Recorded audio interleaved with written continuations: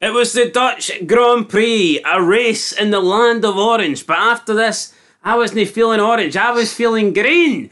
Green was sick because... Aye. Bracket beat. No green money. No. It was orange. McLaren, Verstappen. But it wasn't the orange you wanted in the podium, because you wanted Oscar Piastri. And Charles Leclerc came in on his horse and took a big dump of horse dung on top of your bet, my friend, didn't he? He did, aye. He did, aye. Anyway, this is fag racing. One take city. Ain't that right, my friends? One take city. He's no happy.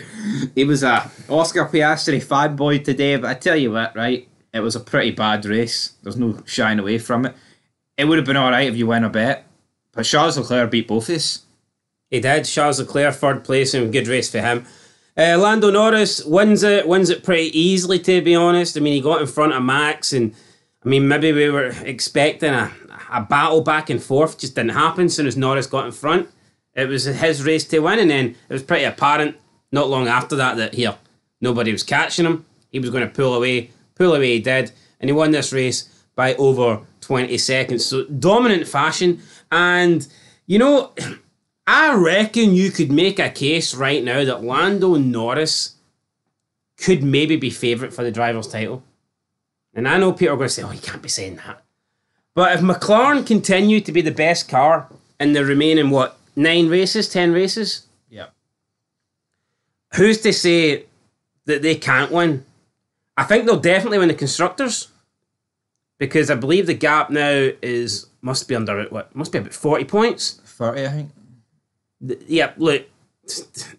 I tell you what, I think Norris will take 30 points off Verstappen, minimum, between now and the end of the season. God knows how many points Piastri will take off Perez. I mean, Perez finished 6th today, and that's probably as good as it's going to get. I don't think we'll see Perez finish higher than 6th the rest of the season. Which sums up Sergio Perez. So, yeah, for me, I'm not quite sure the constructor odds, but I would have to imagine that McLaren are heavy favourites. I think they should be. And I believe there's genuinely a title fight on, which is kind of crazy because I think we all assumed after like 5-6 races that it was won by Max Verstappen. Max has done a great job though at dragging out the championship lead. He's not really suffered losses anywhere, really. He's pulled it back in the next one. What McLaren need though... He's not been winning, but he always seems to be on the podium. Yeah, I mean, honestly, I think Ferrari had the second fastest race car. I think when you look at the best laps, I think that even tells the story as well. Sainz's best lap was 6 tenths quicker than Verstappen. Leclerc was quicker than Verstappen. Norris was in a league of his own. If McLaren have this similar advantage across the remaining races, it will be very intriguing. But what they needed today was Piastri to beat Max. Yep. He didn't. Because, that obviously would have been more points. I think if Ferrari started higher up, they would have beat Max. As for Mercedes, really poor weekend. But you know what? Russell, I think they threw away points with Russell. I think Sainz would have beat him, but I'm not too sure if Sergio Perez would have beat him. I don't think they should have pit it. Further down we go. Gasly, good drive for him. Started 9th, finished 9th. Alonso, started 7th, finished 10th. I mean, it's not good, but... I just think there's so much of a gap between the top 4 teams. It's like, what could Gasly, Alonso, Hulkenberg really do? So there was no way they were going to be able to compete with Sainz and Hamilton coming through. No, it was. So, I mean, you may as well just let them through, not waste any time.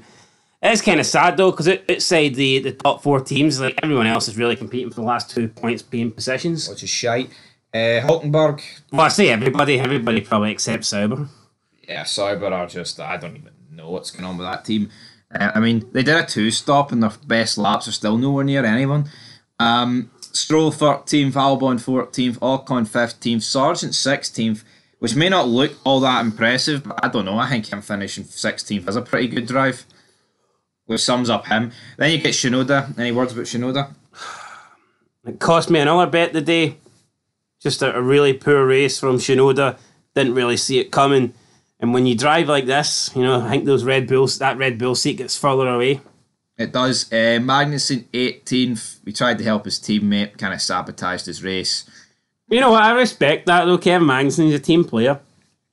Then Bottas 19th, Show 20th. I mean, if I was in F1, owner or F1 principal or whatever, I'd be willing to take a chance on Magnussen.